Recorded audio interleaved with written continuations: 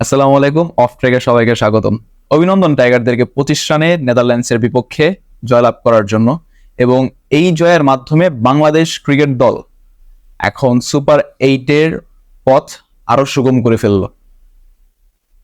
আর officially সম্ভবত শ্রীলঙ্কা দল eliminated হয়ে গেছে বাংলাদেশের এই জয়ের পর, কারণ শ্রীলঙ্কার হাতে আর একটা ম্যাচ বাকি আছে এবং সেটাও সম্ভবত নেদারল্যান্ডসের বিপক্ষে।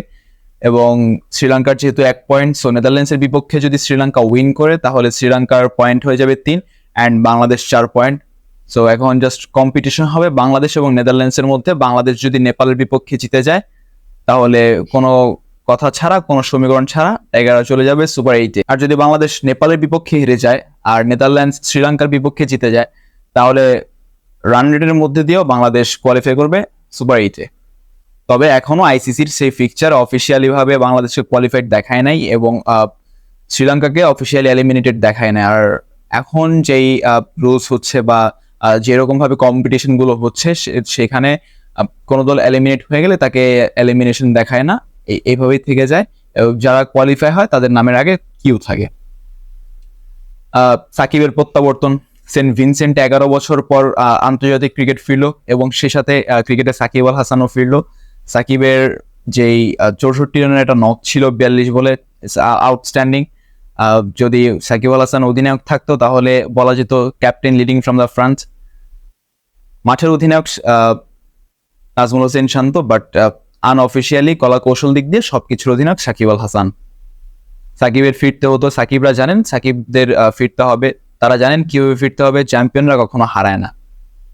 সাকিব যখন তার অর্ধশতকটা পূর্ণ করেন তখন সাকিব তার টি-20-তে 400 ইনিংসে ব্যাটিং করছেন এবং তিনি তখন তার আন্তর্জাতিক ক্রিকেট ক্যারিয়ারে 100টি অর্ধশতক পূরণ করে ফেলেছেন এবং সেই সাথে সাথে টি-20-তে 25 রানের মাইলফলক স্পর্শ করে ফেলেছেন। দেখেন, সাকিব ফিরলেন এবং এক ম্যাচে তিনটা মাইলফলক স্পর্শ করলেন।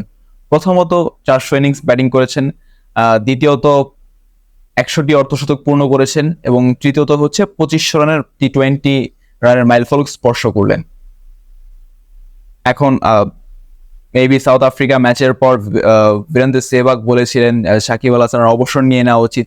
এখন দেখেন, এই আসরে আপনি বিরাট কোহলি বলেন, আপনি কেন উইলিয়ামসন বলেন বা আপনি অ্যাঞ্জেলো ম্যাথিউস বলেন, তারা কেউ কিন্তু ফর্মে নেই। ইভেন সাকিব আল হাসানও কিন্তু ফর্মে ছিলেন না, বাট সাকিব আল হাসান প্রত্যাবর্তন করেছেন, ফর্মে ফিরেছেন, 64 রান করেছেন আজকে। সাকিবের সেই চোখ জোড়ানো কাট শট, সাকিবের সেই ব্যাটিং স্টেন্স এবং সাকিবের নেটে, ম্যাচের আগে নেটে সাকিব যেরকম প্র্যাকটিস করেছেন হেড পজিশন ঠিক রাখার জন্য, সত্যি সেটা অ্যাপ্রিসিয়েট পাওয়ার যোগ্য। অনেকেই বলে সাকিব দেশের জন্য খেলে না, সাকিব নিজের জন্য খেলে। ভাই, সাকিব যদি নিজের জন্য খেলতো তাহলে সাকিবের অ্যাটলিস্ট ইন্টারন্যাশনাল ক্রিকেটে 20,000 রান থাকতো যদি সাকিব নিজের জন্য খেলতো।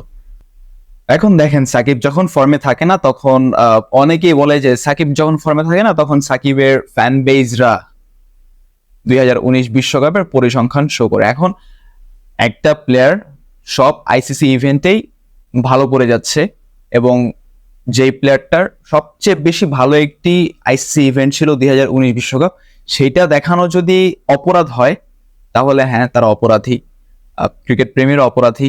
সাকিব আল হাসান নিজেও অপরাধী সেই ওয়ার্ল্ড কাপে এত ভালো পারফরমেন্স করার জন্য।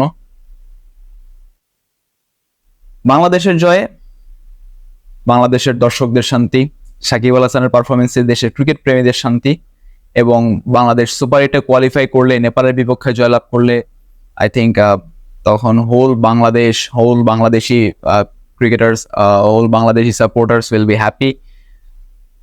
লক্ষ্য একটাই, সামনে নেপালকে আমরা হারিয়ে উইদাউট এনি ইকুয়েশন আমরা সুপার 8-এর জন্য কোয়ালিফাই করব। ধন্যবাদ সবাইকে।